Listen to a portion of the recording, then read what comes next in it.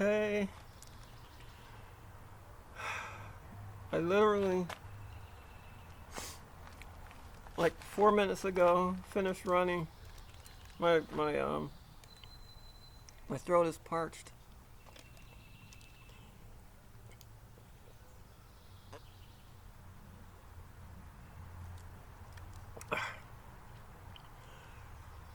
I ran 17 miles. I ran 17 miles.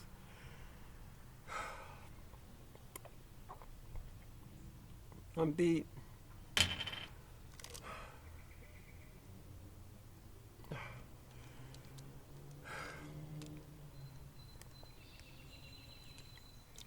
My throat actually hurts.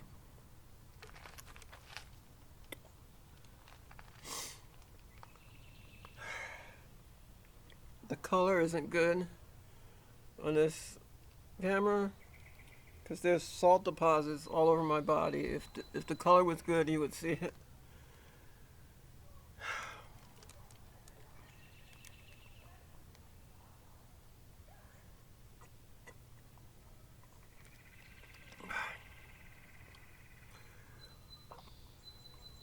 I ran 17 miles.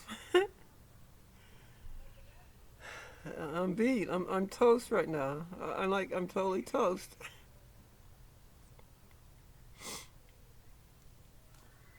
Usually when I get done running these long runs, I always feel like I could have gone a little further. Not today.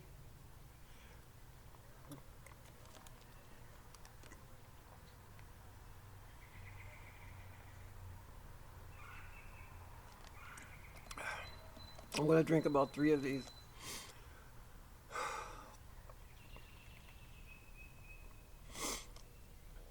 117 miles.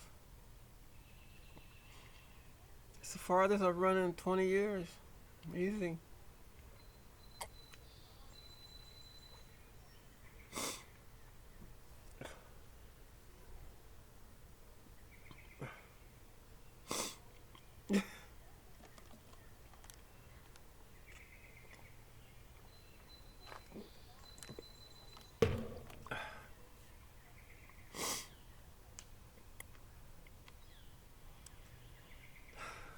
I ran 17 miles. Oh, gotta walk around. Want my legs to get too tight sitting there. I can't wait to get in that shower in a few minutes. Oh my god. I'm happy. Like I feel good that I ran it. This is see, I don't have a reference point. I don't have muscle memory from the other times that I ran long distances because it wasn't this body. The person that ran those long distances didn't have boobs. Okay, the person who I was that ran those long distances had a body full of testosterone and had muscles, runner's muscles, those sinewy long muscles. I have more fat. Women have more fat on their bodies than men do. So it's not even the same body. So I can't say. I keep saying, "Oh, I used to could do this. I used to could do that." I never did this. Not with this body. It's a whole different body. It's. I don't know how to explain it. When I transitioned, when I started HRT, I have run. When I came out, it was about a year before I started HRT. I was part time,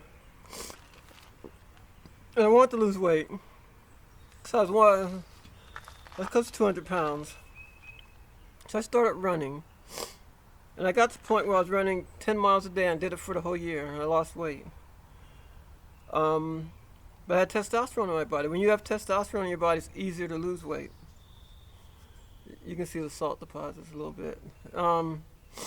And I run up to 13 miles, maybe 14 miles one time. And then I started HRT,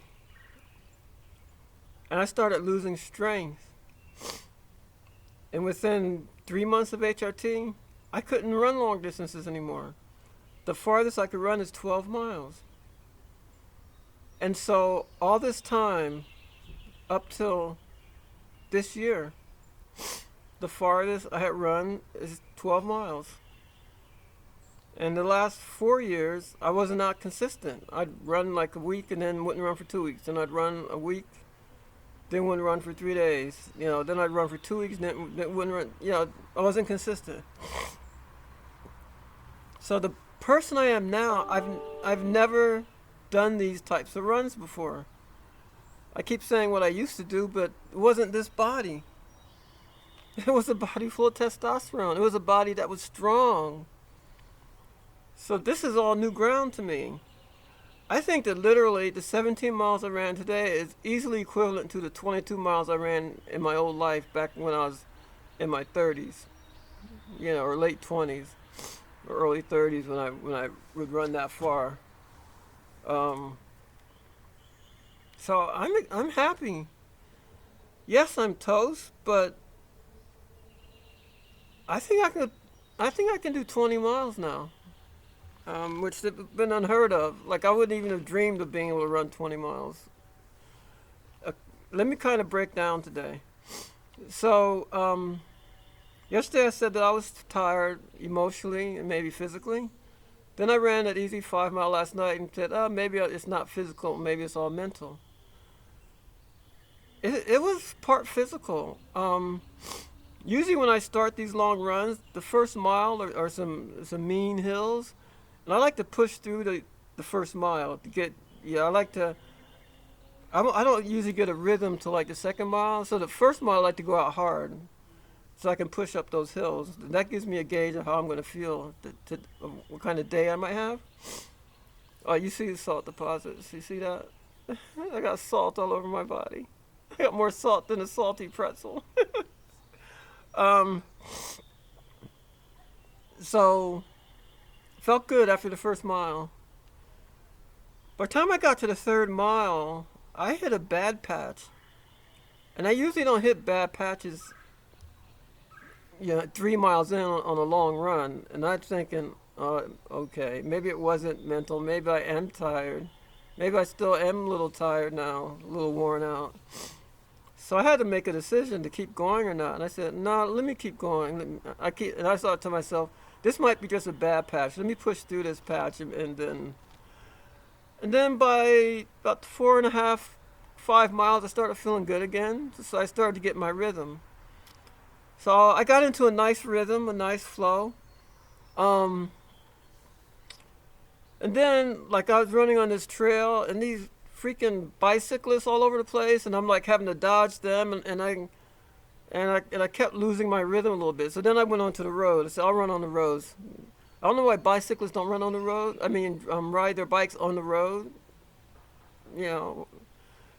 But they do it on this little jogging trail or hiking or walking trail, whatever.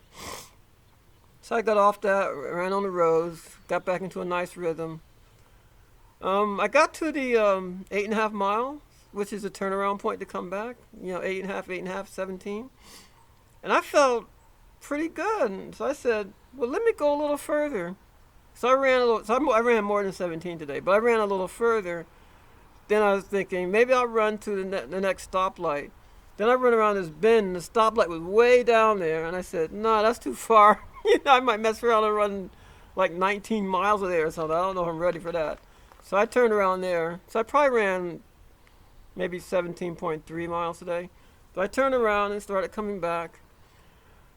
And I went back and I got back on the trail because now if I was running on the road, I would be running with traffic, and you want to run facing traffic because I was on this side of the street and the trail's right here. So I went back on the trail. And then I started dodging these bicyclists. And then there's this woman. She was jogging. And she was coming right towards me. And the trail's like this, so you can't get your 6 feet. And it was like she's fucking playing chicken with me. And It's like these people.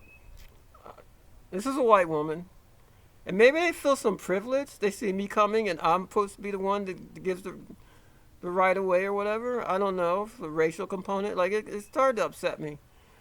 It's like then I was cursing, I was cursing her in my mind. Then I just said, "Fuck it." So I'm the one that swerved, that got out the way, and went across. This is Ox Road, so it is a bit. This part of Ox Road is very busy, like lots of cars. So I had to go all the way on the other side of Ox Road where I could be running facing traffic. And I lost all kinds of rhythm when that happened. And it's like I couldn't get. It's hard to get my rhythm back. It's hard to get back into the pace I was in. And I just emotionally I started feeling really tired. I said no. I said here's what I said to myself. I said, remember the Roadrunner cartoons? I started humming that song.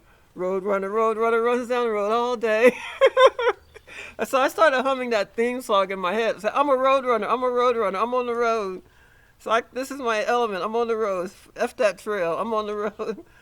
So then I got on the road, and I seemed to get rhythm back to about 13 miles. And 13 miles, I started to struggle. It's like it was hard. Like it, and then like I would struggle, then I would feel fine, but I was still trying to push it, but I was slowing down. Like I couldn't keep the same speed that I was running, and then it got to around maybe 13 and a half, 14 miles.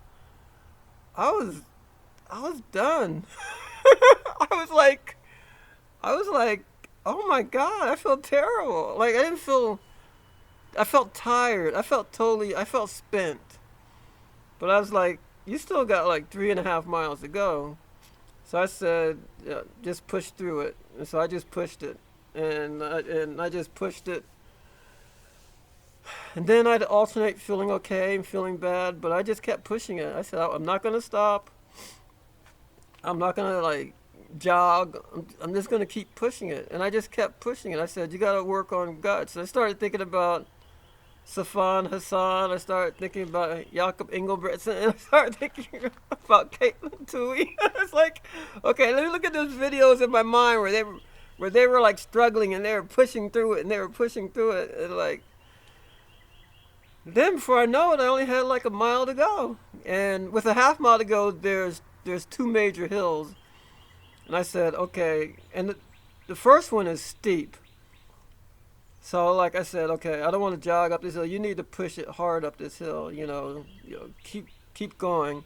So I pushed up that hill, and I got to the top of the hill, and I'm like, ugh. Like I felt like my heart was gonna burst out of my chest. And then but then I had like a quarter mile to go, and then I made it in, and my legs right now are burning. I feel like someone's pouring acid on my legs right now, like my calves and my hamstring. It's like I'm in all kinds of like pain right now. But I did 17 miles.